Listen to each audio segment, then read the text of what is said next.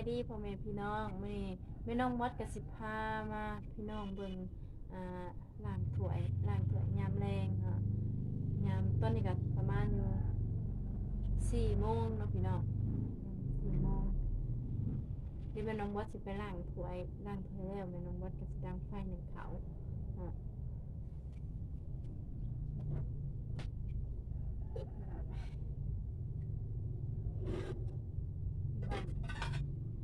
บ้านนอกบ้านนายามมื้อแลงก็ล้างถ้วยหนึ่งเขาพี่น้องเฮ็ดกินแลง โอ้โหตอนแรกสิมีอหย่างกินขนาด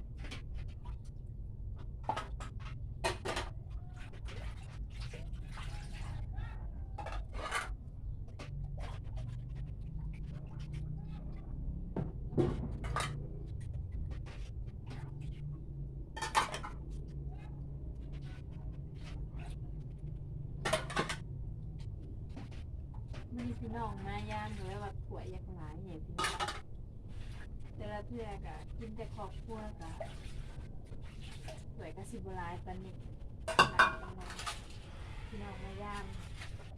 เพิ่นสิเฮ็ดบุญนำอีกเพิ่นสิเอาพระขึ้นมาเลี้ยงเอาพระขึ้นมาสันเขาอยู่เพื่อนเลี้ยงพระพี่น้องพี่น้อง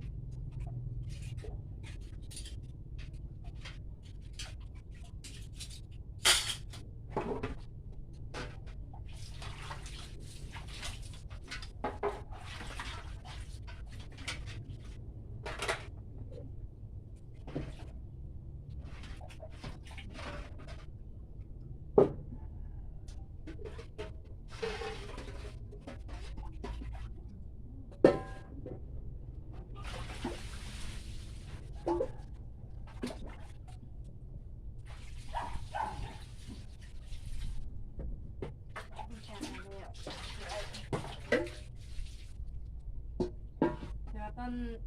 ทีล่างถือสไลด์แม่น้องวัดจะบ่ได้ถ่ายให้พี่น้องเบิ่งมีแต่มาไล่สไลด์ออก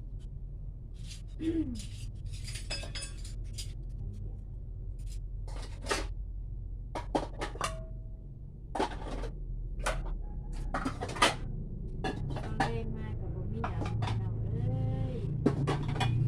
ว่าวันเนาะวันนาล้างถ้วยหนึ่งเขาเฮ็ดกินนั่นเลยมันมีหยังหลาย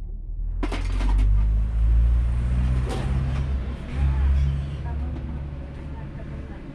วัดที่มันกับบุตร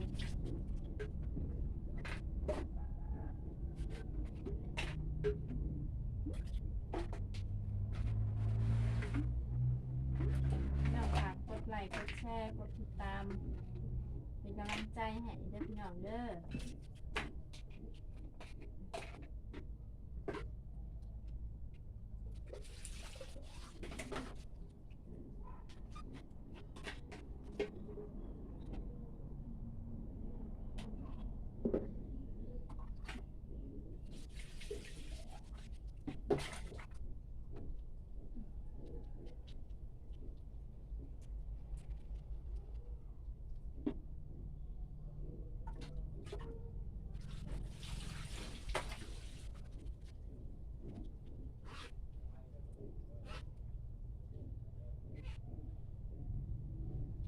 ล้างเต้านมให้น้องบิ๊กบอส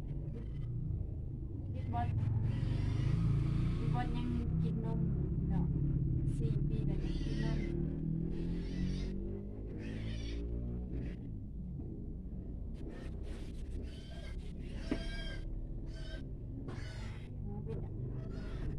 หนูก็อยากหาให้พี่น้องเอ้ย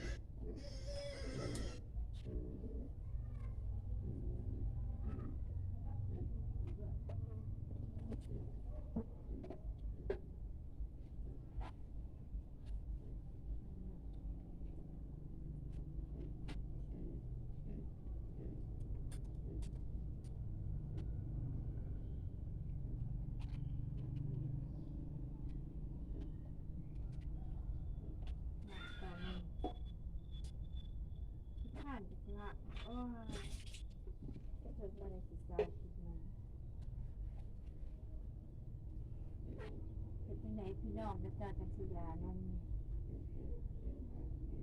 4 ปีเลย4 ปีเลยยังดูดเต้าเลยพี่น้อง